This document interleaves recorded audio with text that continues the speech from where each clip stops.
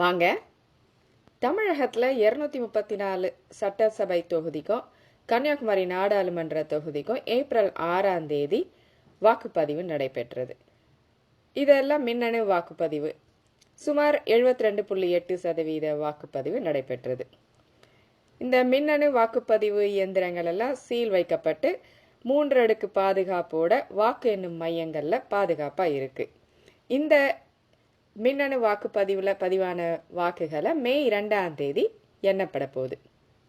நம்மோட வாக்கு இதை எப்படி எண்ணுறாங்க, இந்த தேர்தல் முடிவுகள் எப்படி அறிவிக்கப்படுது, என்னென்ன நடைமுறைகள் இருக்கு அப்படிங்கிறத மிக சுருக்கமாக இந்த பதிவில் பார்க்கலாம். வாங்க. வாக்கு எண்ணிக்கை 75 மையங்களில் தமிழகம் முழுக்க நடைபெற போகுது. ஒவ்வொரு சட்டசபை தொகுதியிலையும் பதிவான வாக்குகளை தனித்தனி அறையில் தான் எண்ணுவாங்க. அதை கலக்க மாட்டாங்க. ஒரு சட்டசபை தொகுதியை இன்னொரு சட்டசபை தொகுதியோடு சேர்க்க மாட்டாங்க. தனித்தனியாக ஒவ்வொரு அறையிலையும் எண்ணப்படும். ஒவ்வொரு அறையிலையும் குறைஞ்சபட்சம் ஒரு 10லேருந்து மேஜைகள் மேற்கொண்டு மேஜைகள் போடப்பட்டிருக்கும். அதிக வாக்கு சாவடி இருக்கிற தொகுதிக்கு அதிகமான மேஜைகள் இருக்கும் அந்த அறையில்.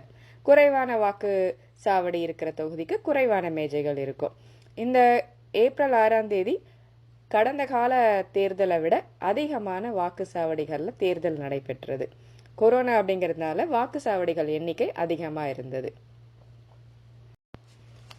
இந்த வாக்கு எண்ணிக்கை மையத்துக்குள்ள யாரெல்லாம் போகலாம் அப்படின்னு பார்த்தோம்னா, வேட்பாளர்கள், அவங்களோட தலைமை முகவர், அதுக்கப்புறம் வாக்கு எண்ணிக்கை முகவர்கள், இவங்கெல்லாம் அனுமதிக்கப்படுவாங்க. அப்புறம் பத்திரிகையாளர்கள், அவங்க உள்ள போகலாம். வாக்கு எண்ணிக்கை அலுவல் தொடர்பாக அடையாள அட்டை வச்சிருக்காங்க இல்லையா, அவங்க எல்லாரும் வாக்கு எண்ணும் மையங்கள்ல அனுமதிக்கப்படுவாங்க. இப்போ கொரோனா அப்படிங்கிறதுனால சில கட்டுப்பாடுகள் கூடுதலாக இருக்கு. அதாவது கொரோனா பரிசோதனை செஞ்சு அதில் நெகட்டிவ் அப்படின்னு ஒரு சான்றிதழ் இருக்கணும் அப்படிங்கிறாங்க. இப்படி இல்லை அப்படின்னா கொரோனா தடுப்பூசி 2 முறை போட்டிருக்கணும். அதுக்கான தடுப்பூசி போட்டதுக்கான சான்றிதழ் காட்டணும். அதுக்கப்புறம் உடல் வெப்பநிலை பரிசோதிக்கப்படும். பரிசோதித்து உடல் வெப்பநிலை கட்டுக்குள்ளே இருந்தால் மட்டும்தான் அந்த நபர்கள் வாக்கு எண்ணும் மையங்களுக்குள்ள அனுமதிக்கப்படுவாங்க. சரி, அவங்க என்னென்ன உள்ளே எடுத்துகிட்டு போகலாம் அப்படின்னு பார்த்தோம்னா, பேப்பர் எடுத்துகிட்டு போகலாம், நோட்புக் அந்த மாதிரி எடுத்துகிட்டு போகலாம். என்ன எடுத்துகிட்டு போகக்கூடாது? செல்ஃபோன் எடுத்துகிட்டு போகக்கூடாது. சாதாரண கேமரா அதை எடுத்துகிட்டு போகலாம். செல்ஃபோன் உபயோகம் கண்டிப்பாக வாக்கு எண்ணிக்கை மையங்களுக்குள்ள போகிற முகவர்கள் எடுத்துகிட்டு போகக்கூடாது. தின்பண்டங்கள் எடுத்துகிட்டு போகக்கூடாது. வேதிப்பொருட்கள் எடுத்துகிட்டு போகக்கூடாது. தீப்பெட்டி இந்த மாதிரி பொருட்களும் எடுத்துகிட்டு போகக்கூடாது. அதுக்கப்புறம் ஒரு முறை மையத்தை விட்டு வெளியில் போயிட்டா மீண்டும் உள்ள வர அனுமதி கிடையாது.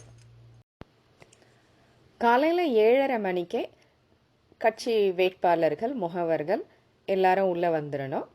அதுக்கப்புறம் பணியாளர்கள், வாக்கு எண்ணிக்கை பணியில் ஈடுபட்டிருக்க அரசு அலுவலர்கள், பணியாளர்கள், தேர்தல் அதிகாரிகள், அவங்க எல்லாரும் முன்னிலையில் முதல்ல தபால் வாக்குகள் என்னும் பணி தொடங்கும். தபால் வாக்குகள் எல்லாம் பிரித்து ஒரு மேஜையில் போட்டதுக்கப்புறம் அதை எண்ண தொடங்குவாங்க. அது எண்ண தொடங்கினதுக்கு சில நேரத்தில் கொஞ்ச நேரத்திலேயே மின்னணு வாக்குப்பதிவு எந்திரங்கள், அந்த எந்திரங்களோட பணியும் தொடங்கிடும்.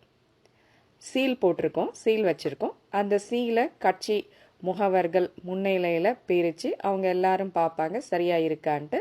அதுக்கப்புறம் பிரித்து வாக்கு எண்ணிக்கை தொடங்கும். ஒவ்வொரு வாக்கு எண்ணப்படுற மேஜையிலையும் ஒரு கேமரா பொருத்தப்பட்டு இருக்கும், கண்காணிப்பு கேமரா.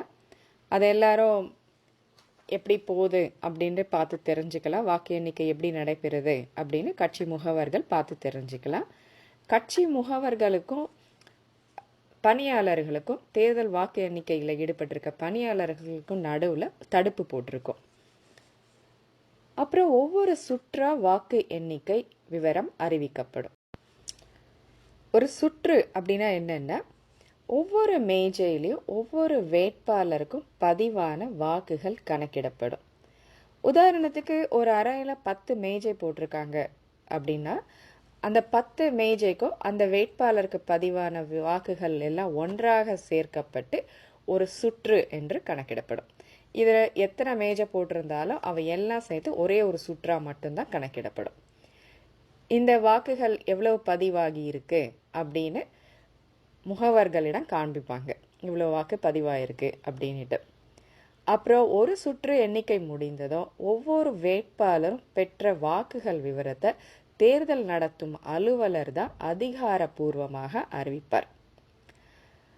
அறிவிக்கிறது மட்டும் இல்லாமல் வாக்கு எண்ணும் அறைக்கு வெளியில் எல்இடி ஸ்க்ரீன்ஸ், பெரிய பெரிய எல்இடி ஸ்க்ரீன்ஸ் வச்சுருப்பாங்க. அதுலேயும் ஒவ்வொருத்தருக்கும் எவ்வளவு வாக்கு எண்ணிக்கை அப்படிங்கிற கூட்டு விவரமும் வெளியிடப்படும். மொத்தமாக எத்தனை வேட்பாளர்கள் இருக்காங்க, அவங்களுக்கு எவ்வளோ வாக்குகள் பதிவாகி இருக்கு அப்படிங்கிற விவரம் வெளியில் இருக்க எல்இடி ஸ்க்ரீனில் தெரியப்படுத்தப்படும். இதுதான் ஒரு சுற்றா அப்படின்ட்டு எண்ணி சொல்லிட்டு இருப்பாங்க. இந்த மே 2ஆம் தேதி தேர்தல் வாக்கு எண்ணிக்கை நடக்கிற பணி கொஞ்சம் நேரம் வர போகும், இரவு வர கூட நீடிக்கிறதுக்கு வாய்ப்பு இருக்கு அப்படின்னு தேர்தல் ஆணையம் சொல்லியிருக்காங்க. நீங்கள் வாக்கு எண்ணிக்கைகளை எப்படி தெரிஞ்சுப்பீங்க?